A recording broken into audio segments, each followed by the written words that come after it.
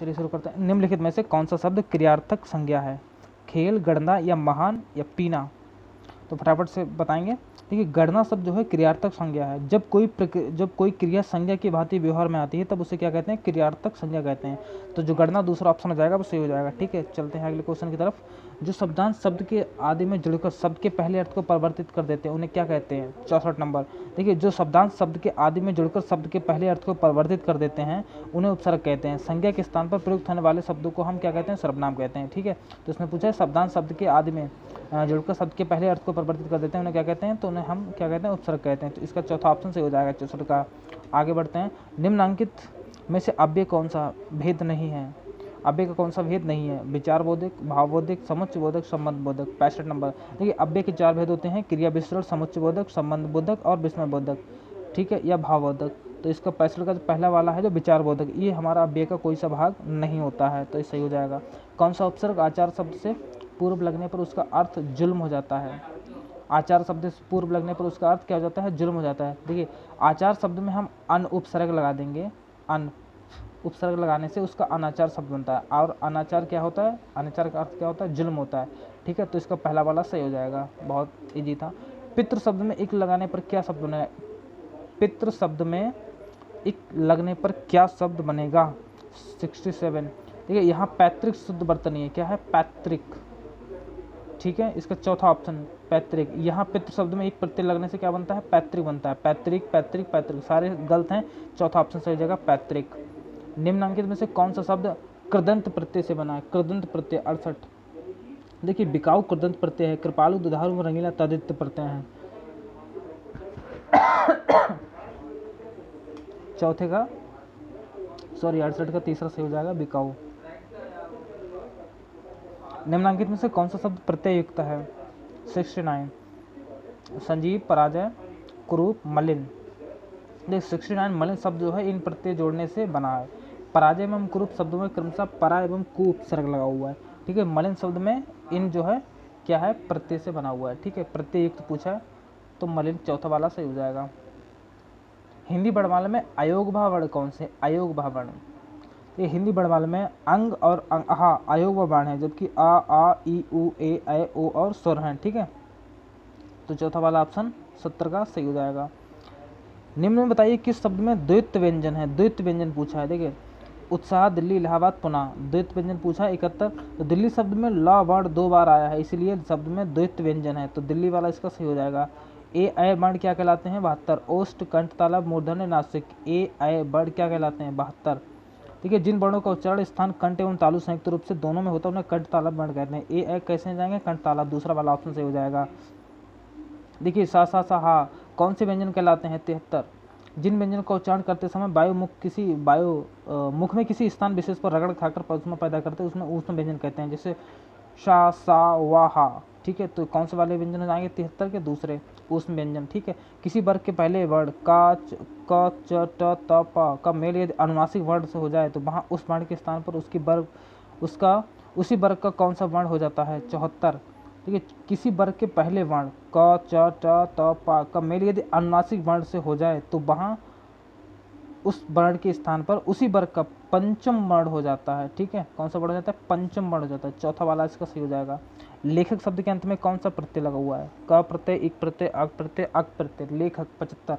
तो लेख शब्द में अंक प्रत्यय लगा हुआ है। ठीक है, लेखक शब्द बना है ये कृत प्रत्यय है। कैसा प्रत्यय है? कृत प्रत्यय है।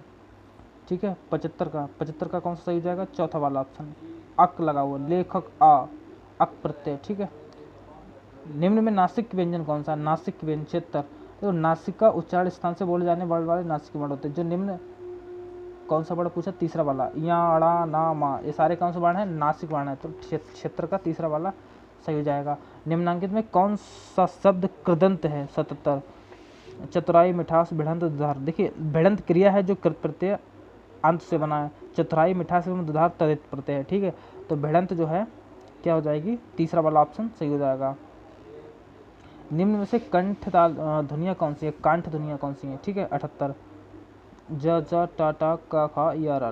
कांठ ध्वनियाँ पूछी। कांठ ध्वनियाँ कंठ उच्चारण के स्थान पर बोली जाती है, जो आ, अंग, का, खा, गा, गा, अड़ा।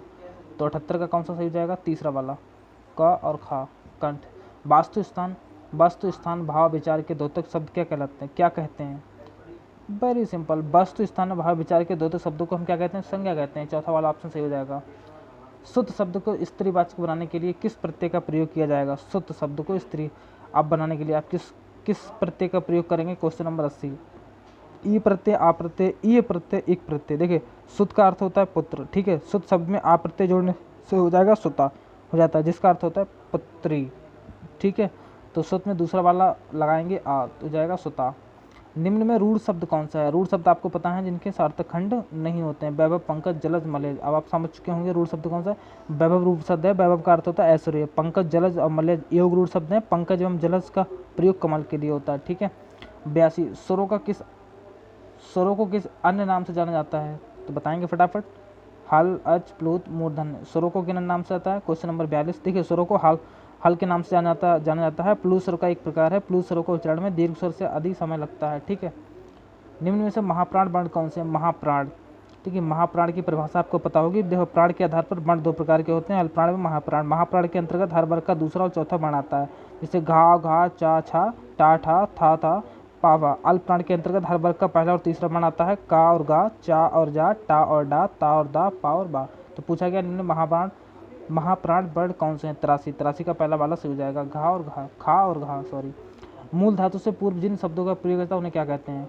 अभी बहुत सिंपल है। मूल धातु, प्रत्यय, उपसर्ग, रस, इनमें से कोई नहीं। मूल धातु से पूर्व जिन शब्दों का प्रयोग किया जाता है उन्हें क्या कहते हैं? 84। देखिए मूल धातु से पूर्व जिन शब्दों का प्रयोग किया जाता है उन्हें उपसर्ग कहते हैं। देखो मूल धातु के बाद जिन शब्दों का प्रयोग किया जाता है उन्हें क्या कहते हैं? प्रत्यय कहते हैं, ठीक है। दोनों की परिभाषा आपको क्लियर बता दी है। हिंदी वर्णमाला में कुल कितने वर्ण बनते हैं? 85, सबको पता होगा। 45 का कितना हो जाएगा? हिंदी वर्णमाला में कुल वर्ण कितने हैं? 85,